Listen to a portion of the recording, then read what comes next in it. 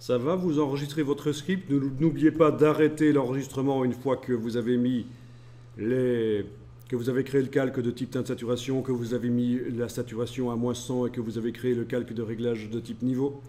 Dès que vous avez fait ça dans le script, vous cliquez sur le stop. Et donc n'importe quelle image ouverte ensuite, vous cliquez sur le nom du script et sur le bouton lecture et ça vous crée vos calques tout seul.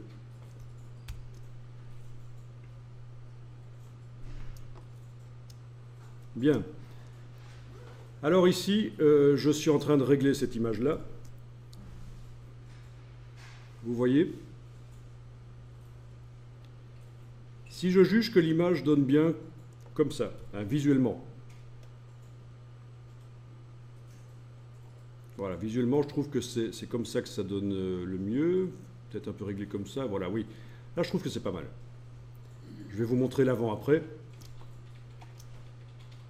Avant-après.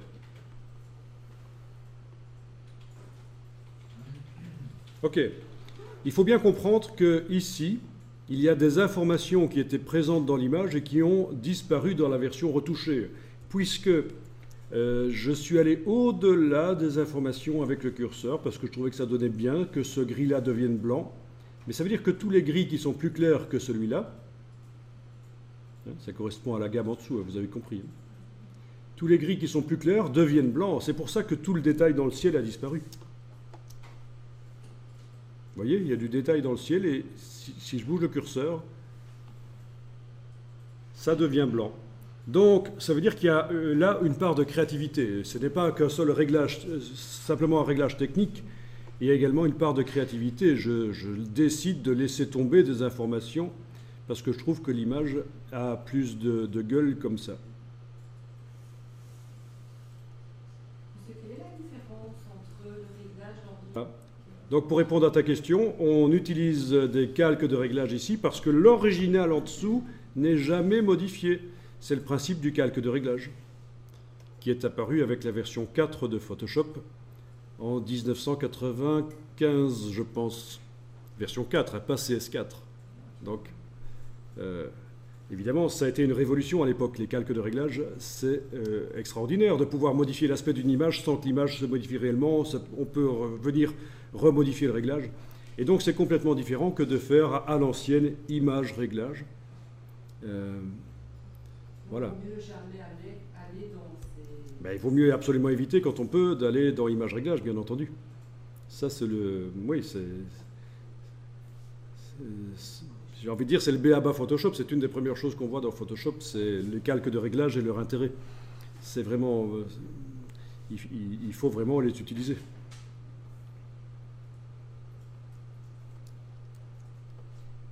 Ok, donc ici, j'avais mis le réglage, mais je n'avais pas fait le réglage niveau.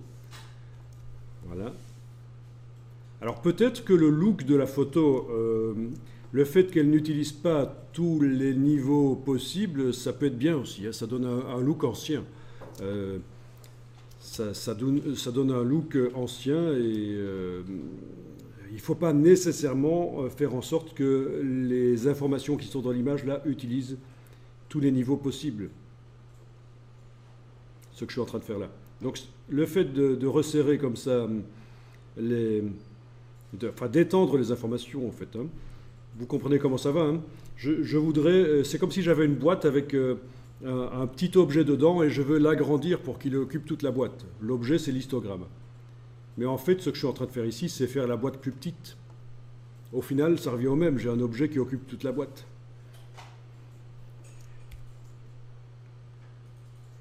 Voilà, et donc j'obtiens une image qui a plus de pêche, mais est-ce qu'elle n'a pas perdu un peu de charme par rapport à ce qu'elle était avant?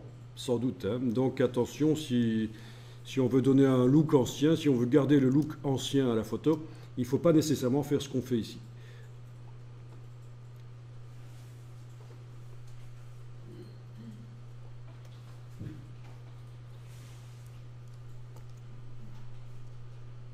Ok, donc là je vais à nouveau utiliser le script.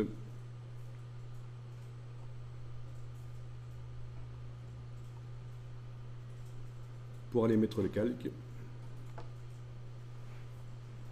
Alors les scripts, on peut leur donner des raccourcis si on veut.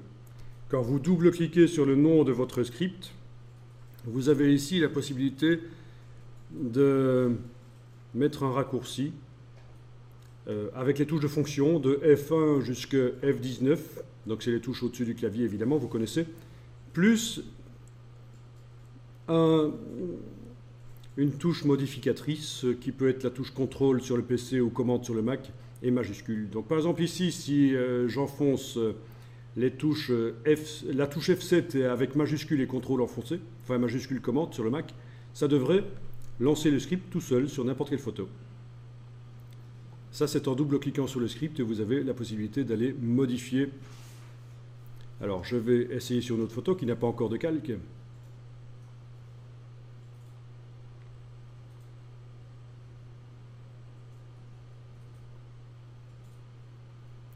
Celle-là, j'ai déjà faite.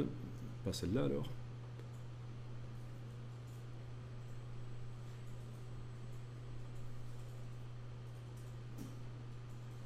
Voilà. Donc, j'avais dit CTRL majuscule et F7. Et ça ne fonctionne pas. C'est toujours agréable. Ah non, c'est commande majuscule et F7, évidemment, je suis sur un Mac. Ah, idiot. Voilà.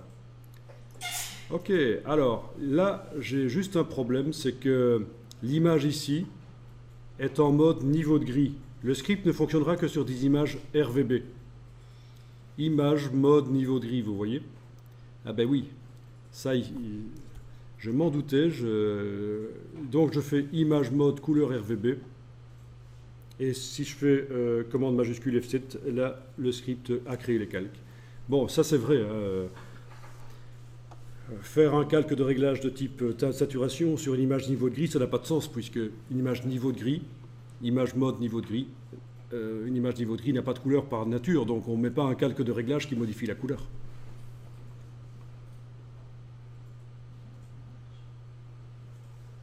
Voilà, bon, ben c'est pas mal ça. Rien que de resserrer l'histogramme comme ça, ici, ça donne vraiment de la dynamique à l'image, c'est assez incroyable.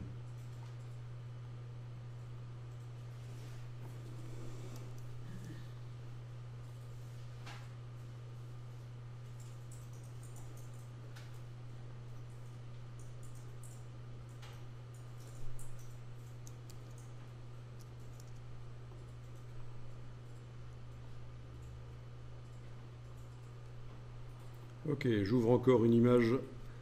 Est-ce que c'est une image niveau de gris, celle-là? Image, mode... Ah oui, elle est niveau de gris. Je la fais passer en RVB. Image, mode, couleur RVB.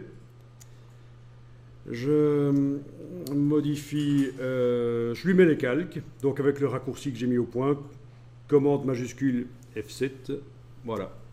Donc c'était l'occasion de voir que on peut mettre un raccourci au script, c'est-à-dire même sans avoir la palette des actions, la palette des scripts ouverte, on arrive à appliquer un script, à le lancer sur une image.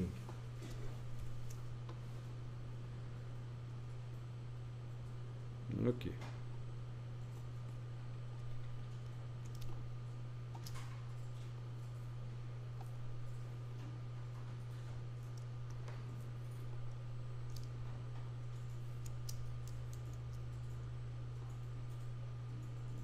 Bien, et on va maintenant voir qu'on peut faire ça sur des images en couleur.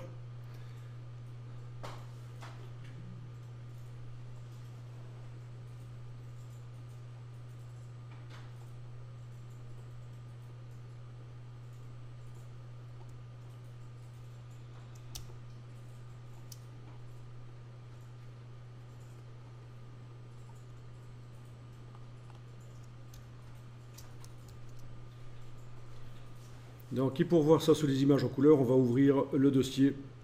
On va aller chercher des images dans un autre dossier.